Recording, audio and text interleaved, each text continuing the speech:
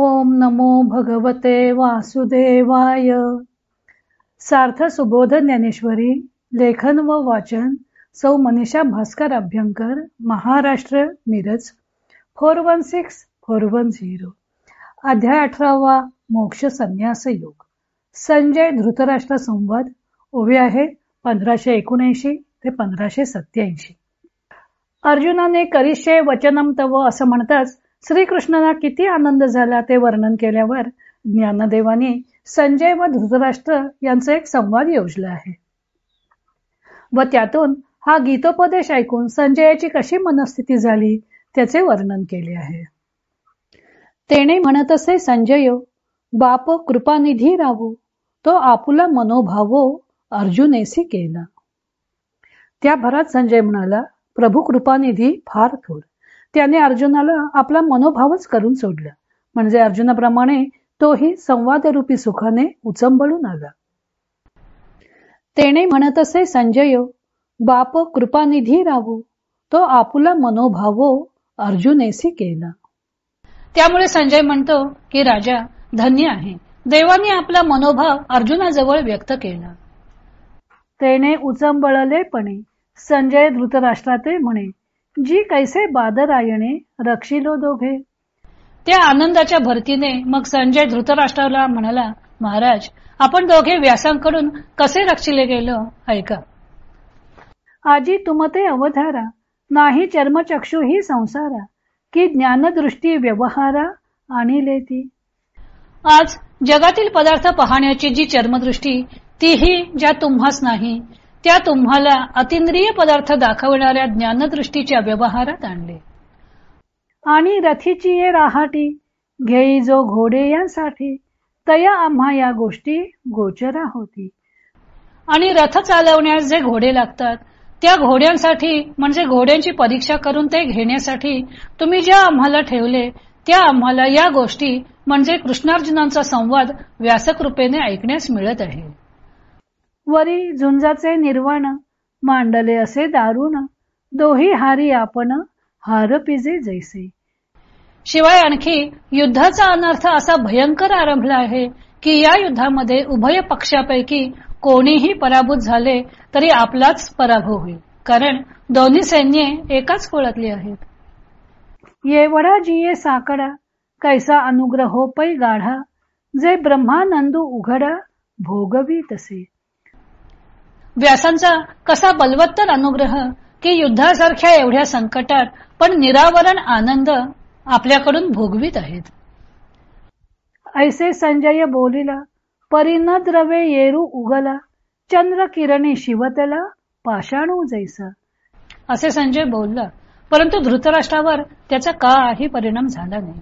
तो चंद्रकिरणाने स्पर्श केलेल्या सामान्य दगडाप्रमाणे म्हणजे पाझर न फुटता निर्विकारपणे स्वस्थच राहिला.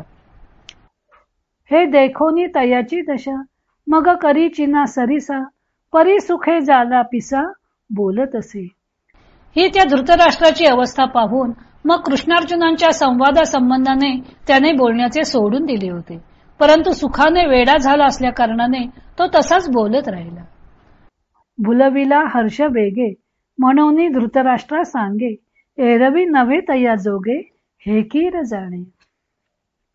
आनंदाच्या वेगाने बेहोश झाल्यामुळे तो धृतराष्ट्राला सांगत होता, एरवी हे धृतराष्ट्राजोगे नाही हे तो निश्चयाने जाणत होता. करिष्ये वचनम तव असं अर्जुनानं म्हणताच ज्याच्यासाठी हा गीतोपदेशाचा अट्टहास केला होता ते कार्य पूर्ण झाल्यामुळे श्रीकृष्णांना कृतकृत्यता वाटली. आता गीता समाप्तीचा प्रसंग आलेला आहे. या पुढील 5 श्लोक संजयाच्या मुखी आहेत. श्रीकृष्णांचा गीतोपदेश ऐकून संजयही रोमहर्षित झाला होता. तो आपली स्थिती धृतराष्ट्रात सांगत आहे असं वर्णन ज्ञानदेवानी केलेलं आहे. अर्जुनाच्या निमित्ताने आपल्याला हा उपदेश ऐकायला मिळाला याबद्दल संजयाला सुद्धा कृतकृत्यता वाटत आहे, कारण त्यामुळे संसार सागर तरुण जाण्याचा उपाय त्याच्याही दृष्टीपथात आला. त्याला वाटू लागलं की आपण हा संवाद धृतराष्ट्राला ऐकवला, त्यामुळे धृतराष्ट्राचीही तशीच परिस्थिती झाली असावी. अर्थात तो धृतराष्ट्राशी संवाद साधत असला तरी त्याचे हे आत्मोद्गारच आहेत. स्वतःच स्वतःशी केलेला संवाद आहे. संजय धृतराष्ट्राला म्हणतो की आपल्या दोघांचे व्यासाने कसे रक्षण केलं आहे. व्यासाने संजयाला रणांगणावर कोठे काय चाललं आहे ते पाहण्यासाठी दिव्य दृष्टी दिली होती. म्हणूनच त्याला हा संवाद ऐकता आला होता. धृतराष्ट्राला तर चर्मचक्षुही नाहीत, पण ज्ञानदृष्टी देऊन भगवंतांनी धृतराष्ट्रावरही उपकार केले आहेत असं त्याला वाटतं. त्याला वाटतं की आपण एकतर सामान्य सारथी रथाचे घोडे हाकून राजाला त्याच्या इच्छित स्थळी पोहोचवण्याचे काम करणे एवढेच आपल्याला माहीत. त्यामुळे श्रीकृष्णांचा संवाद आपल्यालाही ऐकायला मिळाला हे आपले भाग्यच आहे अशी त्याची भावना आहे. वास्तविक प्रसंग तरी काय? स्थळ आहे युद्धभूमी, युद्ध आहे निकराचे, एकाच वंशातील भावंडांचं.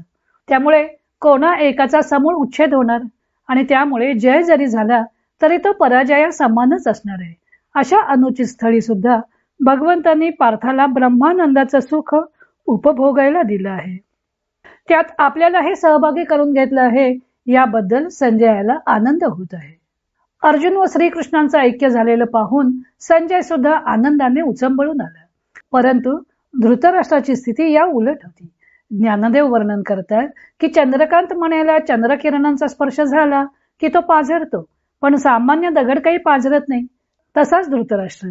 वास्तविक त्यालाही संजयाने श्रीकृष्णार्जुनांचा चंद्रकिरणांसारखा मनाला शांती देणारा संवाद ऐकवला होता. तो संवाद ऐकूनही त्याच्या हृदयाला काही पाझर फुटला नाही. एखादा दगडासारखा तो कोरडाच राहिला. त्याची ती तटस्थ अवस्था पाहून संजयाला पुढे त्याला काही ऐकवावं असं वाटेना. पण संजय श्रीकृष्णार्जुनांचे ऐक्य पाहून आनंदून गेला होता. तो हर्षभरात धृतराष्ट्राची हा संवाद ऐकण्याची पात्रता नाही हे जाणून सुद्धा बोलतच राहिला. नंतर संजयाने धृतराष्ट्राला काय सांगितले तो भाग आपण उद्या पाहू.